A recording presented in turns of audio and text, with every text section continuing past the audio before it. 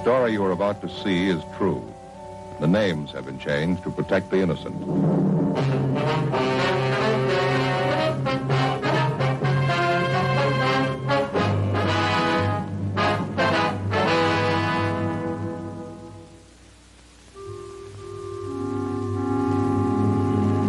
This is the city. Los Angeles, California. I work here. I'm a cop.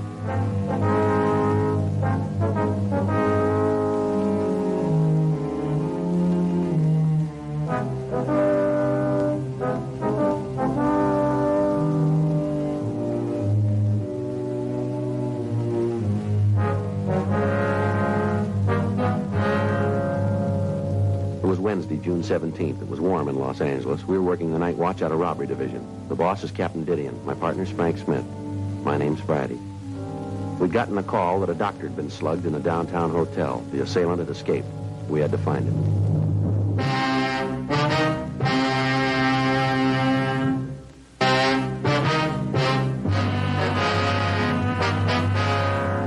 "8:46 p.m. We reached the hotel at the corner of Pembroke and Columbia Streets. We talked with one of the officers in the radio unit that answered the call. He told us that his partner was out checking the neighborhood. We talked with the ambulance attendant, and he told us that the cut on the victim's head was not serious. The victim identified himself to us as Dr. Aaron R. Platt. We asked him what had happened. That's hard to answer. Sir? It's hard to tell you what happened. I'm not too sure about it myself. If you'd tell us what you do know, sir. I received a call tonight that a woman was ill. Who'd the call come from, Doctor? It came through my call service. What time was this, Doctor? Well, it must have been about 7:45. My call service would have a record of it. You can get in touch with them. You ever seen these people before? No. So you want to tell us what happened? As I told you, I got a call from my service, gave me this address and the room number. What'd your call service tell you? Just said that a woman needed a physician. I came right over. All right, would you go ahead? Well, when I came into the hotel, I checked with the room clerk downstairs and asked about Mr. and Mrs. Allen. He told me they were in this room. Allen, huh? Mm-hmm. That's the name they gave me. Mm-hmm. I came up, knocked on the door. Mr. Allen opened it. I don't suppose that's his real name, do you? Well, we'll check on it, Doctor. Be a little silly to give the real name and then do a thing like this. Yeah. What happened after the man let you into the room? Oh, I told him who I was, and he said that his wife was ill. Where was she? Lying in the bed, all covered up. I went over to her and asked her what was wrong. What'd she say? Nothing. She moaned a little. Then her husband, I guess that's who he was, told me that it was her side. Said that she'd had a pain all evening. Yeah. He asked me if I thought it might be appendix. I told him there are a lot of other things that cause pain in the side beside appendix. Mm-hmm. I went over to the bed to take the woman's temperature. That's when the man locked the door. Sir? I heard this noise. I turned around and saw the man turning the night latch on the door. I asked him why he was doing that, and he told me he didn't want us to be disturbed. At the time, I thought it was a little strange, no reason to lock the door, but he had a reason. He had one. Yeah. After that, I went over to the woman again and reached out for the thermometer. All of a sudden, she jumped up out of bed, jumped at me. I turned around to ask what this was all about. And I saw the man. He had a gun standing right behind me. And I saw him start to swing the gun, and then... Well, that's the last I remember until I came to. I called the police. That's it. You never saw these people before? No. No, I'd remembered if I did. Do you have any idea why they'd call you? No. No, the man said something to the girl on the board of my call service. You can check with her. Oh, I wonder if I could have a cigarette. Sure. Thanks. Could I have my coat, please? Yes, sir. Thanks. You're welcome. Oh, that's funny. What's that, sir? My lighter, it's gone. Solid gold. Present from my wife. I'd hate to lose that. The top opens up when you spin the flint thing, you know. Yes, sir. How about your other personal effects? What was that? Your other effects, Doctor. Your wallet, your money. Gone. Gone, everything. The thieves, they robbed me. That's what they did. I don't mind the money, only $30, $40, but the card's my wallet. Rotten thieves. Look here. What's that, sir? My watch. They even took my watch. Automatic. It was a good one. My wife gave me that, too. Can you give us a description of these articles? Well, I certainly can. I've got the case and movement numbers at the watch in my office. I can give you that. We'll want a complete description of the man and woman, too, Doctor. Well, I gave one to the other officers. Yes, sir, but we'd like to go over it with you. Oh, all right. Say, wait a minute. Yes, sir? My bag, do you see it? What's that, sir? My doctor's bag. Must be in the room someplace, unless they took that, too. Just sit still, Doctor. We'll look for it. Joe, here it is.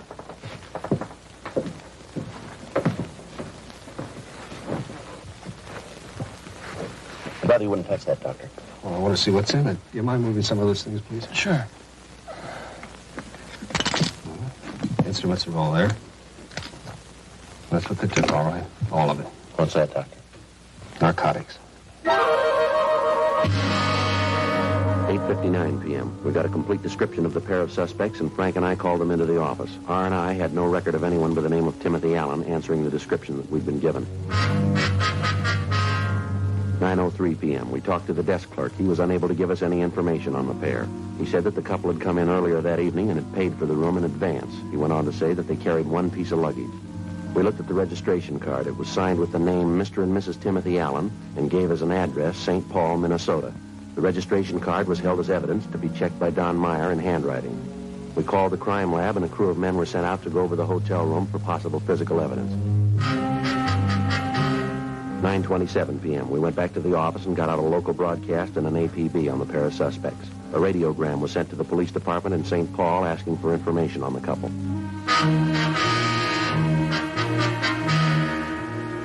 Dr. Platt was asked to come to the office and go through the mug books. A call was put into Narcotics Division to see if the officers there had any information on the thieves. Officer Roxy Lucarelli said that he checked their files to see if he could come up with any leads for us. In the meantime, the stats office had started a run on the M.O. used in the crime. You got anything? No, Roxy's going to check it. Says he's never heard of the man and woman. They're new to him. Yeah. How about the numbers on the vials? Yeah, there's a broadcast out of them. They'll be listed in tomorrow's bulletin. Dr. Crumpler, anything? No, he's still checking. Well, if he doesn't find them, we can take him over to crime analysis. Maybe have a composite drawn up, huh? Yeah. Hot shot. I'll get it. I got it.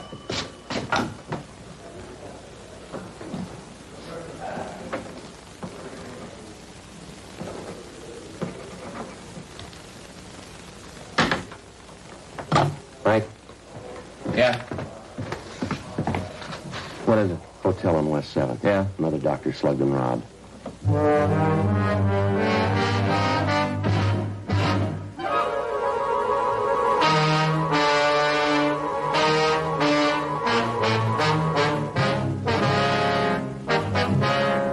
.15 p.m. We arrived at the scene of the latest beating. We talked to the victim, a Dr. Aubrey Baker. The story we got from him was substantially the same as the one Dr. Platt had given us. A call had been put out by a man who gave his name as Allen, saying that his wife needed immediate treatment. Upon the doctor's arrival, the door to the room had been locked, and the doctor had been beaten and robbed of his personal effects and supply of narcotics. The description the doctor was able to give us was the same as the one we'd gotten before. 10:47 p.m. We talked with the desk clerk at the hotel. The description he gave us of the Allen couple matched the one that we had. A check of the registration card showed that the handwriting was the same. We spent the rest of the night running down the leads we had. The stats office had come up with 4 possibles. They were checked out, but they netted us nothing. For the next 2 nights, Frank and I stayed in the field in the hopes of apprehending the pair of thieves. During that time, they hit 3 times. All of the victims were doctors. Each time, the entire supply of narcotics was taken. Monday, June 22nd, 10 p.m. Frank and I checked into the office. There was a message that Captain Didion wanted to see us. Hi, Joe. Frank. Skipper, heard from St. Paul yet? Yeah, I got a radiogram about an hour ago. I got no record on the pair back there. How about the operation? New to them. Mm-hmm. How about this deal you set up? You want to go over it? Yeah, the way we got it figured, this couple's new.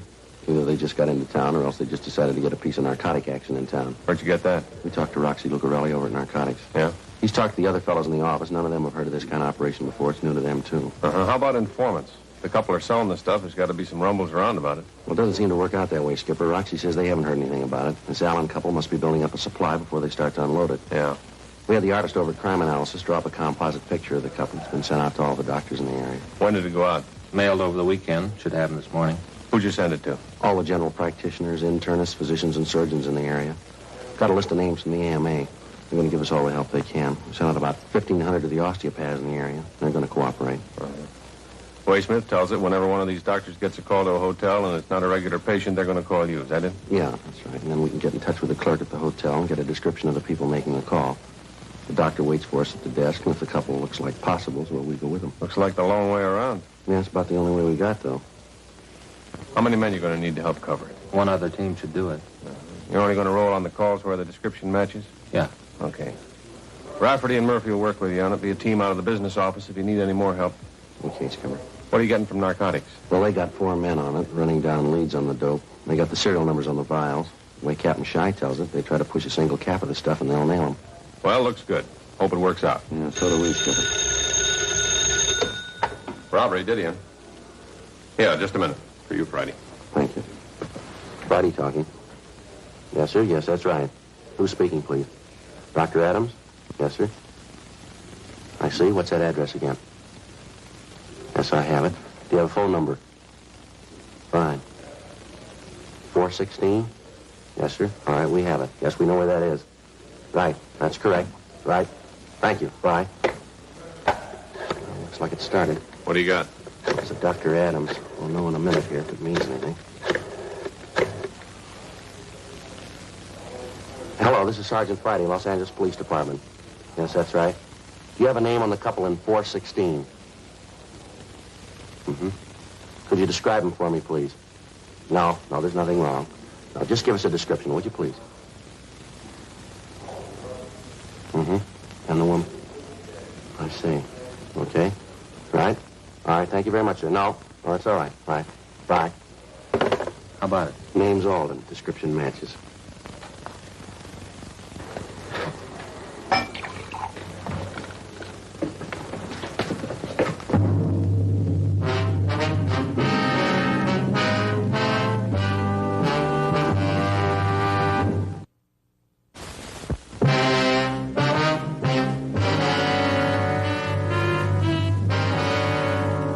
.46 p.m.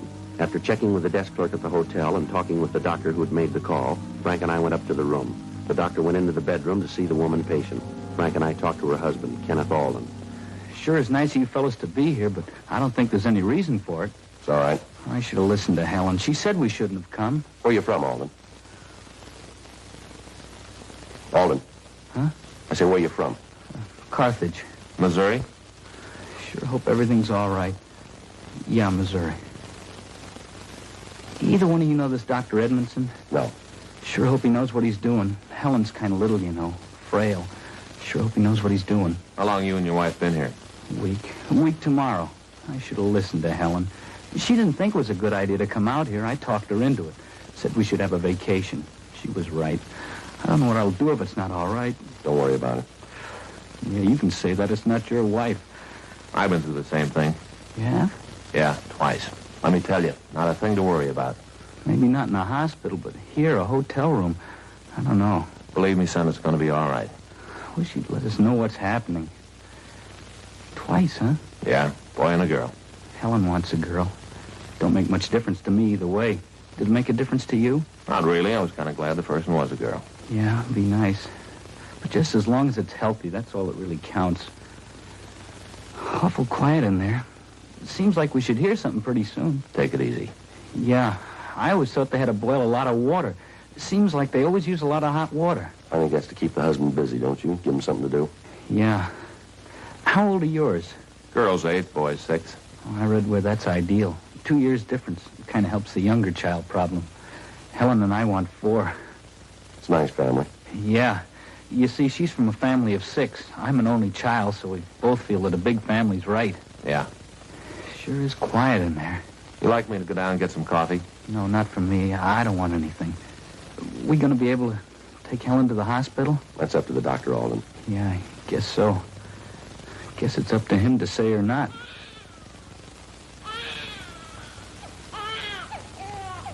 Sounds like you're a father. Yeah.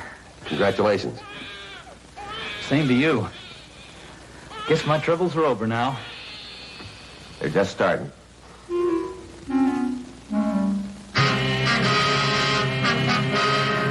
During the next few days, we got a dozen more calls. All of them proved false. However, during that time, the robberies continued. Despite our warnings, doctors continued to answer calls at hotels for people they didn't know. The amount of stolen narcotics grew larger. The outlet for the drugs still hadn't been found.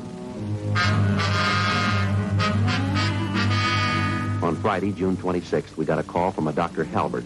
He told us that he'd gotten a call from a couple who gave their name as Allen. He asked us to meet him at the hotel.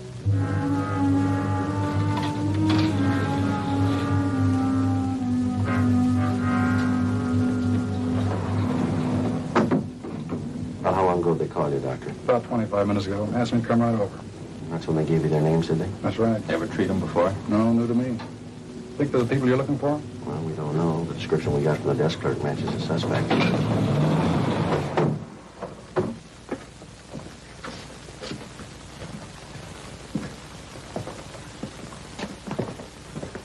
I'd rather you'd wait out here.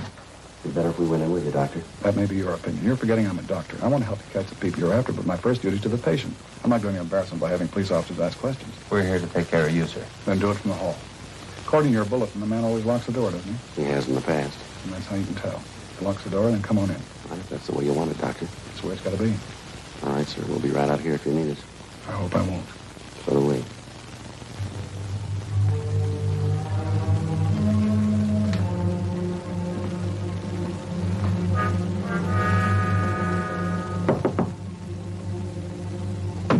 I'm Dr. Help.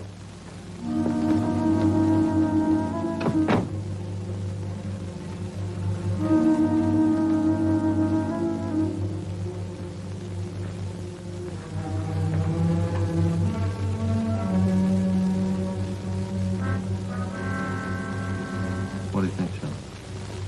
I don't know. All we can do is sweat it out.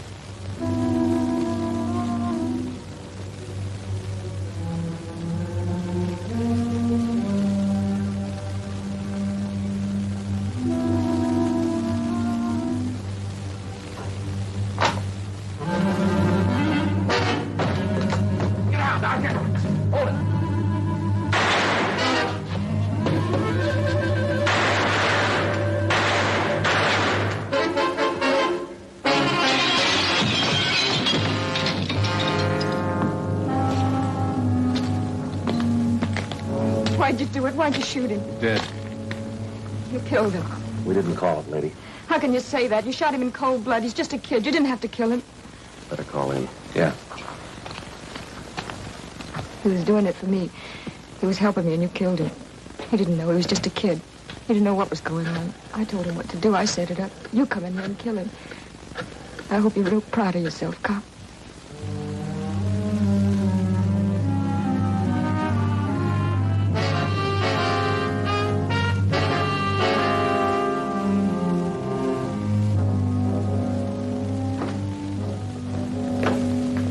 Hey, look who's here. Hi. Got tired of waiting at home. Decided to put in the time here. Glad you did.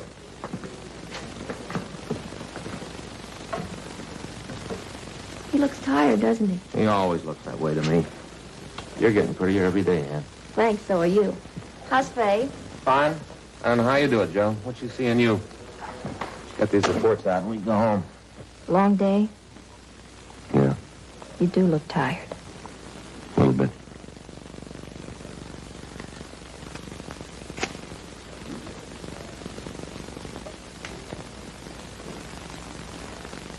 Thanks.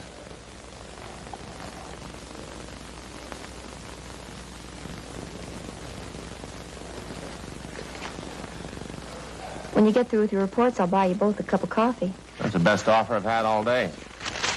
I'll take care of the shooting. You want to get the dead body report?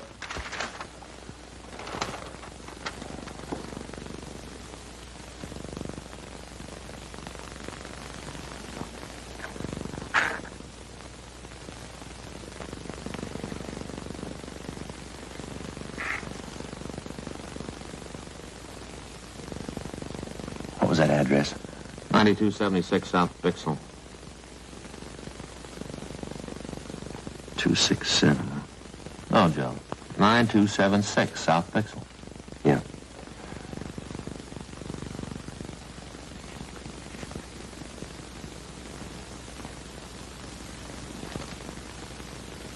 Can't remember the DR number. 1275460. I asked you this morning. You gave it to me. What's the matter? I don't know. Guess I'm just tired.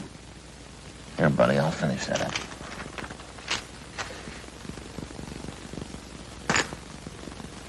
I'm sorry I came down here, Joe. I didn't think you'd mind. No, that's all right. I'll drop these off at Homicide on the way.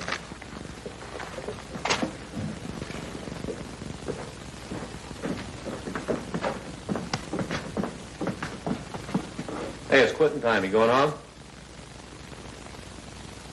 I'll see you tomorrow. I'll take a rain check on that coffee, Ann. Night. Good night, Frank.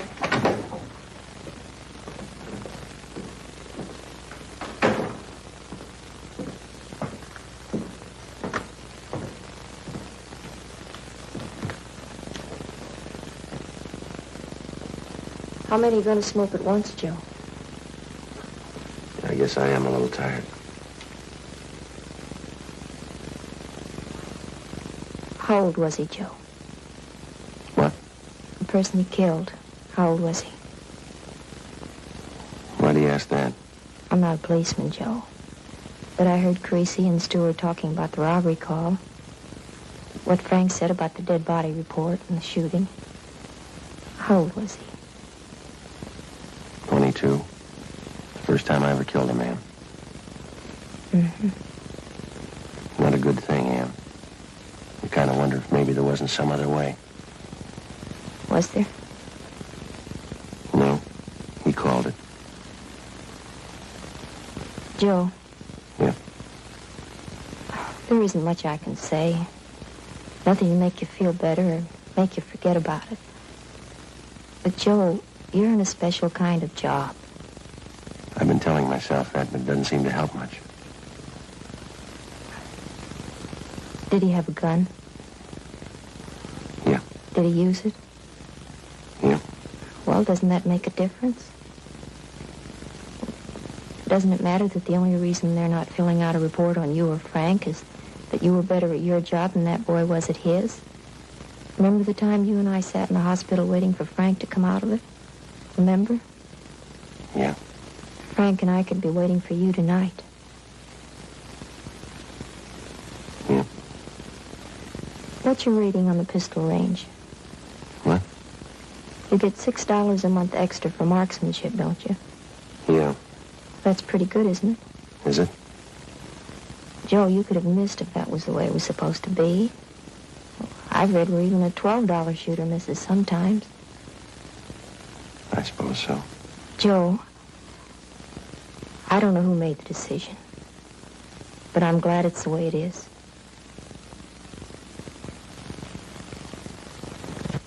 Now, come on. I'll buy you that cup of coffee. All right.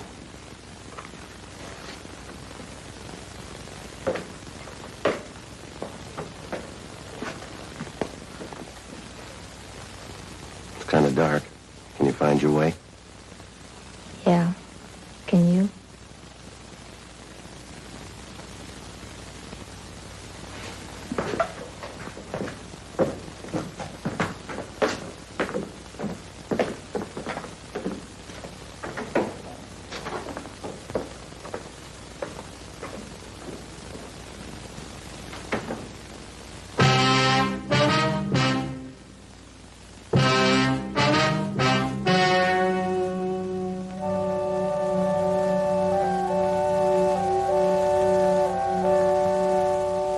On October 21st, trial was held in Department 98, Superior Court of the State of California, in and for the County of Los Angeles.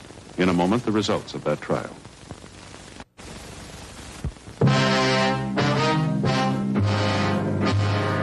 The suspect was tried and convicted of robbery in the first degree, which is punishable by imprisonment in the state penitentiary for a term of not less than 5 years. A coroner's jury found that Edgar Cabell was killed while resisting arrest, and his death was listed as justifiable homicide.